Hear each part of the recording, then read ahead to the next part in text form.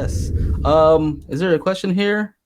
Erin, do you need an external crossover for your cinema speakers, or do they have crossover built in? Do you need a JBL cinema processor, or can you use an AVR? I think it depends on what specific speaker you're talking about here. So I would probably need more specific. I think you're talking about maybe your speakers. Oh, on my speakers? Your speakers. Yeah. So I'm using a mini DSP. I was using a Rain RPM 88, which is like a pro audio DSP. But they discontinued that. I want to say maybe around like 2010. I don't know, maybe plus or minus a few years. And they quit supporting the software, and you could only run it on XP. And so I quit using that. I sold off. I had 3 of them. I sold them all off. They were awesome. And then I ran the crossovers just off of the Crown amps that I'm using for a while. And then I got the mini DSP. Which one is it, Joe? The DDRC 88A. Okay. So 8 channels out, 8 channels in, 8 channels out. Running active 2-way for the front 3 speakers, the LCR. And the mini DSP does all that. I manually set some crossovers up, and then I'll let Dirac Live run the rest. And then, yeah, that's it. But for my surround sound speakers, that is ran off the Denon AVR for power. Huh. So you are using Dirac. I am using Dirac. Okay. Do you adjust I'm using it in my car as well.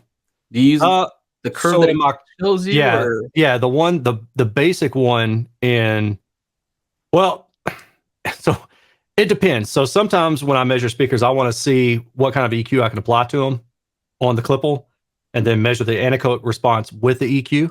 So right now, I just measured some speakers. Actually, they're clips. Those are RPM 2s.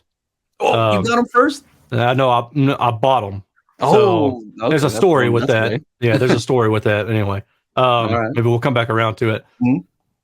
So when I'm doing that, I bring the mini DSP downstairs in the garage, and then I hook everything back up to my Denon, and then just let that do the EQ. So right now, the Denon is doing the Audyssey EQ. All right. I'm curious. Here's what I want to know from you. I want to know what you think of what it does automatically. You don't have to say it publicly. I'm just like in private. Maybe you can. You think it's doing a good? No. Audyssey. Audyssey? No. Yeah, Dirac's way better.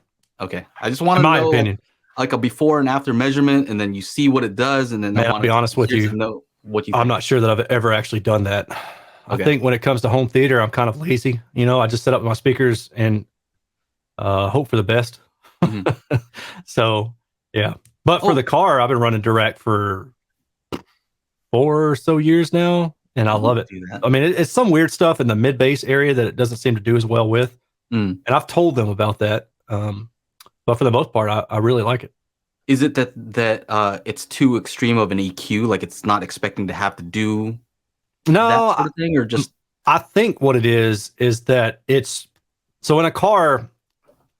Symmetry wise, if you move from the left seat to the right seat, you basically get the opposite response on the mid bass.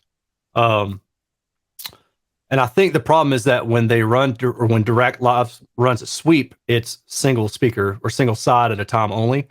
And I think that if you were to go in and basically like Y connect into, well, am I saying it backwards? Basically bridge down the mid bass on left and right and have it play both speakers at the same time, I think it would do better.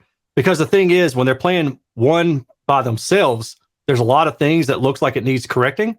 But when it's both of them together, they kind of fill in each other and they make a really good setup, right?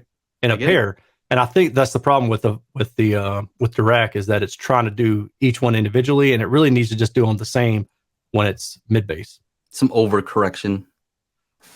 He came back and asked a question. Do cinema speakers work good for home use? Yes. Sorry.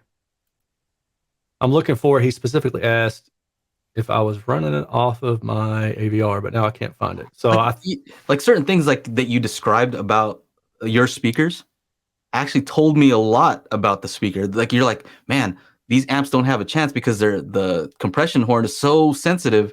Oh yeah. It's going to pick up all kinds of hits. I'm like, oh, I get that. I understand that.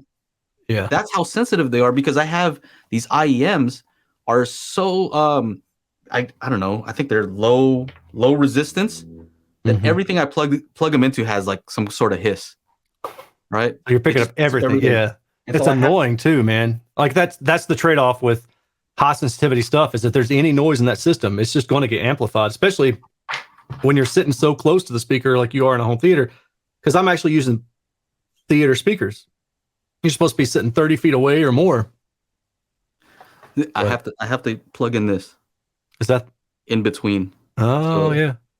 You know, and there's like a little switch to make it higher resistance. Higher low.